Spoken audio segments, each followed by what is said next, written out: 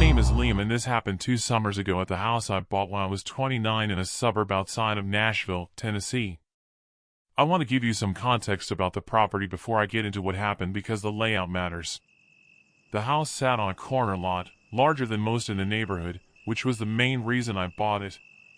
The backyard was fully fenced, 6-foot wooden privacy fence on all 3 sides, which gave it a closed-in feel that I liked. I travel for work and I had a dog at the time, a 4-year-old lab mix named Biscuit, so the fence was important. The only entry points were the side gate on the left that opened to the driveway, and a back gate in the rear fence that opened to the alley. The back gate had a sliding bolt on the inside. I kept it bolted. Always. That detail matters. I had been in the house for about 8 months when things started feeling slightly off. Not dramatically, nothing I could point to and call a problem. More like a series of small things that individually meant nothing but that I found myself cataloging without meaning to. The first thing was the chairs. I had 2 Adirondack chairs on the back patio that I had arranged at a specific angle facing the small fire pit I'd put in that first summer. I arranged them the way I arranged them because it gave the best sight line to the back corner where Biscuit liked to patrol along the fence. One morning I came out to find both chairs turned slightly, not dramatically, maybe 15 degrees, facing more directly toward the back gate. I turned them back and didn't think much of it. 2 weeks later they were turned again. Same direction, same angle, facing the back gate. I told myself it was wind, though I knew that was not a satisfying explanation. Adirondack chairs are heavy. They don't rotate 15 degrees in wind without tipping. I turned them back and this time I paid attention to whether I noticed them moving. I didn't notice them moving. But 3 days later they were turned again. That was when I started paying closer attention to the back gate. I had always assumed it was bolted because I bolted it. But I started physically checking it every morning when I let Biscuit out. For the first week it was bolted every time. Then on a Thursday morning it wasn't. The bolt was slid open. I stood there looking at it for a long moment trying to account for how that had happened.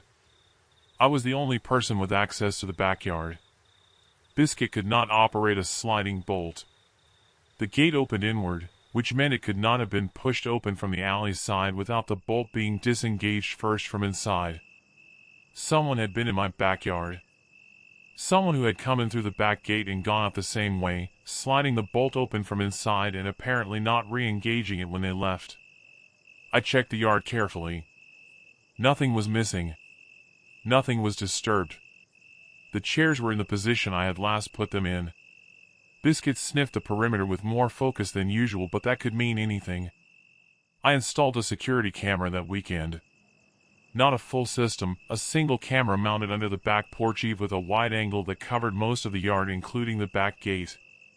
I set it to motion detection and told myself I was probably going to get a lot of footage of Biscuit and the occasional raccoon.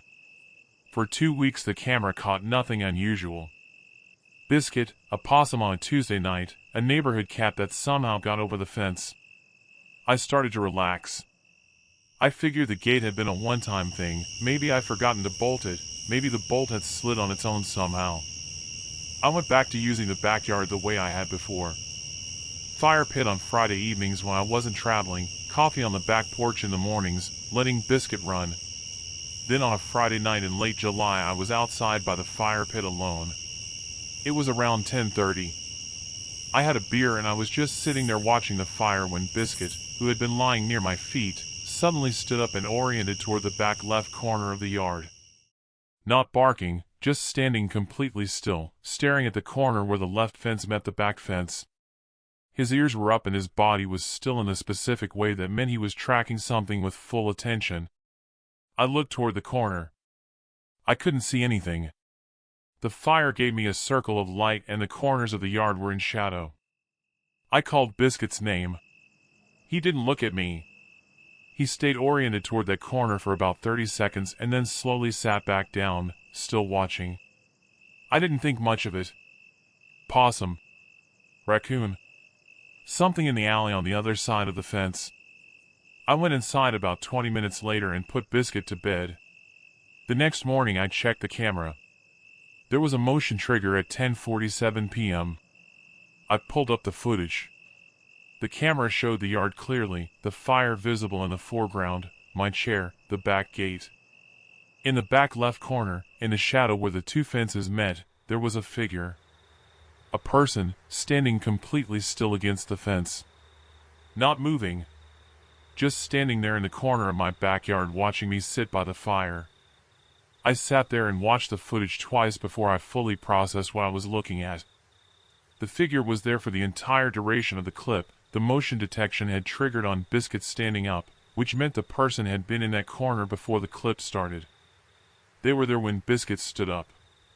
They were still there when I called his name and he looked at me. They were still there when I went inside. The timestamp showed they had been in my yard for at least 40 minutes before I went inside because that was when I had come out and the yard had looked empty when I settled in. 40 minutes of standing in the corner of my backyard while I sat 5 feet away at the fire pit. I called the police. They came, they took a report, they checked the alley and the surrounding area. Nothing. They recommended I upgrade the gate hardware and keep the camera running. The officer who came was professional and I appreciated that she didn't minimize it, but there was nothing to act on. I had the gate hardware upgraded the following week. Dead bolt, not a sliding latch. Key required from the outside. I added 2 more cameras covering the corners of the yard.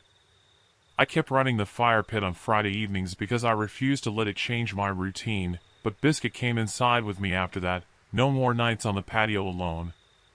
I reviewed the older footage after I added the cameras. The system only kept 30 days back, but in those 30 days I found 3 more motion triggers at similar times. Late evening, always after dark, always in the same back left corner. The figure in 2 of them. Standing. Watching. In one clip the figure turned and looked directly at the camera. Straight into the lens from about 40 feet away. The face was not visible, the resolution and the distance made it a silhouette. But the orientation was unmistakable. They knew the camera was there. They looked at it directly and then turned back toward the yard. That was the last time the camera caught them. Whatever they were doing in that corner, whatever they were watching for, they stopped coming after they found the camera. Or they found a way to come that the camera couldn't see. I don't know which. Biscuit still stops and stares at that corner sometimes when we're outside. Not often. Maybe once a month. He stands there and watches for a moment and then moves on. I always go inside when he does that. Every time, without deciding to. My name is Maya and I need to tell you up front that for the first 3 months of this story I thought I was losing my mind. That's not a dramatic way to open it, it's the accurate one. My experience happened so gradually and so quietly that by the time I understood what was actually going on I had already spent weeks convincing myself I was misremembering things. The gaslighting was entirely self-inflicted, which almost makes it worse. Nobody had to tell me I was wrong. I did it to myself. My husband Dan and I bought our house in Raleigh, North Carolina 4 years ago. It's a mid-century ranch on a decent-sized lot with a detached garage and a shed in the backyard that came with the property. The previous owners had used the shed for lawn equipment and storage, and we did the same. It was a well-built structure, solid wood construction, proper door with a padlock, a small window on the side. Dan was the one who mainly used it. He kept his tools there, the lawnmower, the garden equipment. I went in maybe once every few weeks to get the rake or the shears. I didn't have strong opinions about the shed. It was just the shed. The first thing I noticed was the pruning shears. I had used them on a Sunday afternoon in early spring to cut back some overgrown rose bushes along the side fence.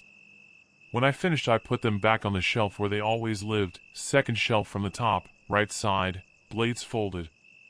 I was particular about putting things back the same way because the shed was Dan's space mainly and I didn't want to disrupt his system. The following Saturday I went in for the rake and the shears were on the first shelf. Left side. Blades open. I assumed Dan had used them. I asked him that evening. He said he hadn't been in the shed all week. I said that was weird because the shears had been moved. He said maybe I'd put them somewhere different and forgot. I said I hadn't. He said okay and we moved on because it wasn't worth an argument over pruning shears. 2 weeks later the trowel was on the wrong hook. The week after that the measuring tape was coiled differently than Dan kept it. He always wound it clockwise, the tape was wound counterclockwise. I mentioned it to him each time. Each time he said he hadn't been in there.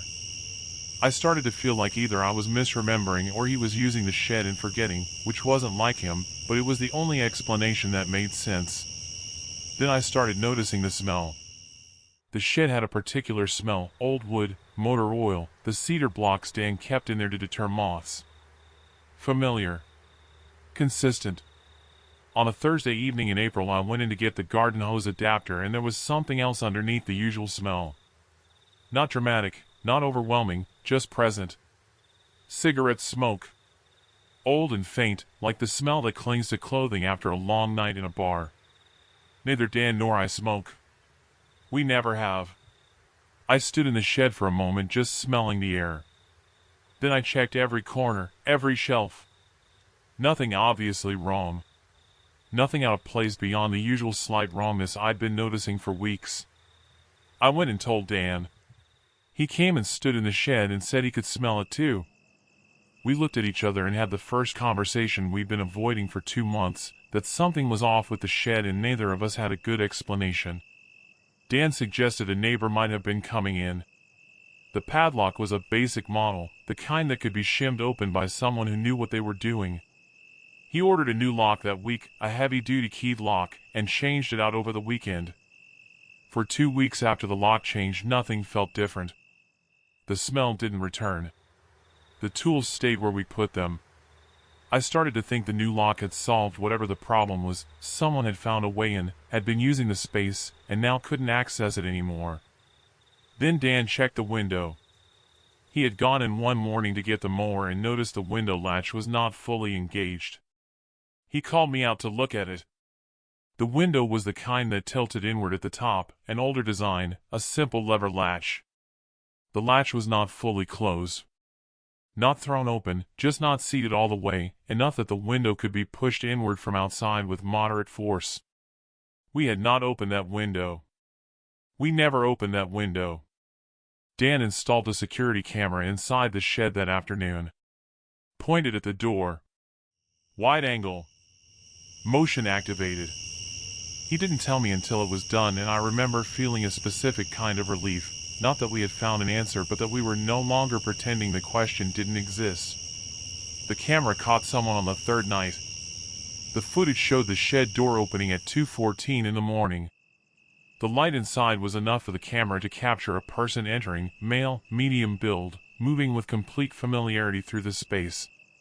Not looking around the way you look around somewhere unfamiliar. Moving directly to the workbench on the left side, setting something down, staying for approximately 11 minutes, and leaving. We watched the clip 4 times. Dan rewound the section where the person moved to the workbench and paused it. He was putting something down and picking something else up. Using the shed the way you use a space that belongs to you. Like he had a system there, a routine, like he had been doing this long enough that it was comfortable. We called the police. They came and reviewed the footage and took a report. They couldn't identify the individual from the clip. The investigation yielded nothing usable, no prints, no identifying information, no matches on missing persons or known offenders in the area. What the officers did note, and what I have thought about many times since, was that the person in the footage moved like someone who had been in that space before. Not a burglar casing a property, not someone exploring opportunistically. Someone with an established routine. Someone who had been using our shed at night, possibly for months, and had been sufficiently careful about it that we had only noticed the minor disruptions, the tools slightly out of place, the smell, the window, and had talked ourselves out of taking those things seriously. I wonder how long it had been going on before the pruning shears. I wonder what was there before we were. The previous owners had lived in the house for 11 years. I have thought about calling them to ask, but I have never been able to figure out how to frame the question. The shed has a camera inside and outside now and a lock that would require significant force to defeat. Nothing has triggered the cameras in 14 months. But I go in there differently than I used to. I stand in the doorway for a moment before I step inside. I check the window latch before I leave. I notice the smell every time I enter, and I notice when it's exactly what it should be, and I notice when something is even slightly different. Dan thinks I'm being overly careful. He's probably right. But I spent 3 months telling myself I was misremembering pruning shears, and I'm not doing that again. My name is Troy, and this is about my dog Max and about the thing Max knew before I did. I want to explain something about Max before I explain anything else. He was a 6-year-old German Shepherd mix, a rescue I had gotten when he was about 18 months old. He was well-trained and even-tempered, not reactive, not a dog who barked at leaves or shadows or the neighbors kept moving along the fence line. When Max barked, there was a reason. When Max was alert, there was a reason. I had learned over 4.5 years to trust his read on things because his read on things had never once been wrong in a way that mattered. I lived in a house in Albuquerque, New Mexico, single story, with a backyard that was typical for the area, dry soil, decomposed granite, a small patio area near the back door, and a larger open area beyond it bordered on 3 sides by a 6-foot block wall. The block wall was solid, no gaps, with a single metal gate in the left wall that accessed a narrow side yard between my house and the neighbors. The gate was the kind with a spring-loaded latch that required you to press a lever to open it. Max could not open it.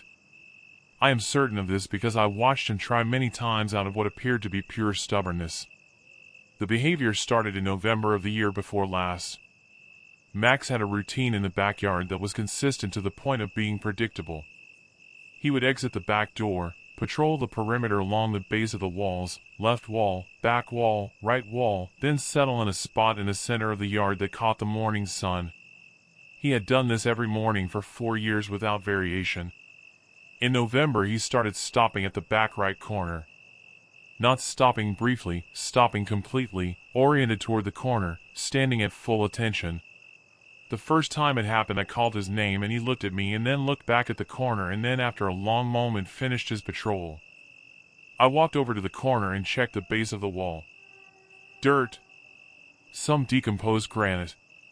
No gaps in the wall, nothing on the other side visible through any gap because there were no gaps. The wall on that side bordered an alley that ran behind the properties on my block. I told myself he'd smelled something in the alley. A dog, a coyote, something that had been near the wall. I let it go. He stopped at that corner every morning for the next 3 weeks. Always the same spot. Always the same posture, still, oriented, attentive. Sometimes he would hold it for 30 seconds. Sometimes 2 or 3 minutes. He never barked. He just watched. I started watching too. I began coming out with him in the mornings instead of just letting him out. I stood on the patio and watched him do his patrol and stop at the corner, and I watched the corner with him. I couldn't see anything. The wall was solid, the alley was not visible, there was nothing in the corner itself. But Max was certain. Every morning, certain. One morning in late November, he didn't just stop. He backed up. Max had never backed away from anything in the 4.5 years I had him. Not from other dogs, not from loud noises, not from anything I had ever seen. He walked toward the corner in his usual patrol, stopped at his usual position, and then took 2 slow, deliberate steps backward. His head stayed oriented toward the corner. His ears were flat. I walked out to him. He stayed close to me as I walked to the corner and stood there. Nothing visible. Nothing I could identify. But standing in that specific corner, I felt something that I am going to describe as accurately as I can, a quality of wrongness in the air that I could not attribute to anything specific. Not a smell, not a sound. More like the feeling in a room where an argument has recently happened. A residue of something I couldn't name. I checked the alley from the front of the house that afternoon. I walked the length of it behind my property. There was nothing unusual. Trash cans, a pile of broken concrete someone had stacked against their wall, the usual debris of an alley in use. I installed a camera covering the back right corner that weekend. Mounted on the back wall of the house, angled to capture the corner and the section of my wall adjacent to it. Motion activated, night vision enabled. For 12 days the camera caught nothing beyond Max doing his patrol and stopping at the corner. I began to wonder if I was overinterpreting a dog's behavior. Maybe there was something in the ground there, a smell I couldn't detect, an old scent marking from another animal, something that only Max could register. I started to feel slightly foolish about the camera. On the 13th night the camera triggered at 3:20 in the morning. The footage showed my yard, the corner, the wall. At the edge of the frame, near the top of the back right corner, hands appeared on the top of the wall. 2 hands gripping the top edge of the block wall from the alley side. They held there for several seconds. Then a head came up, a person pulling themselves up to look over the wall into my backyard. They stayed like that for approximately 40 seconds. Chin on the top of the wall, looking into the yard. Looking at my house. Then they lowered themselves back down and were gone. The camera caught the motion of them landing on the alley side, a brief blur at the edge of the frame. I watched that clip many times. What I kept coming back to was the 40 seconds. Not a quick look, a sustained look. The kind you take when you are trying to understand a space. When you are planning something about it.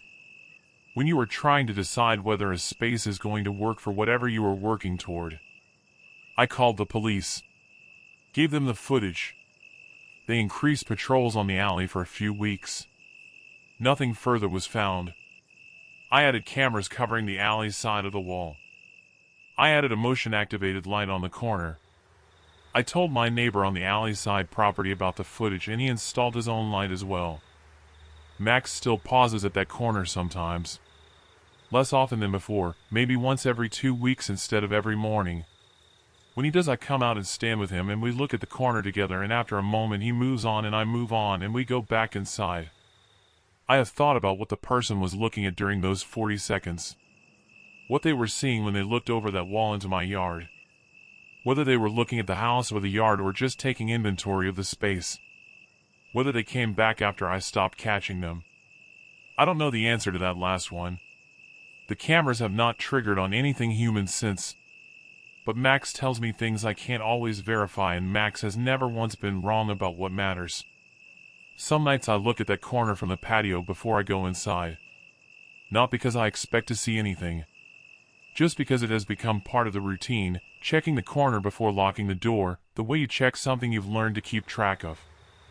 Max waits for me when I do it. He stands next to me and we look at the corner together and then we go in. It's our thing now.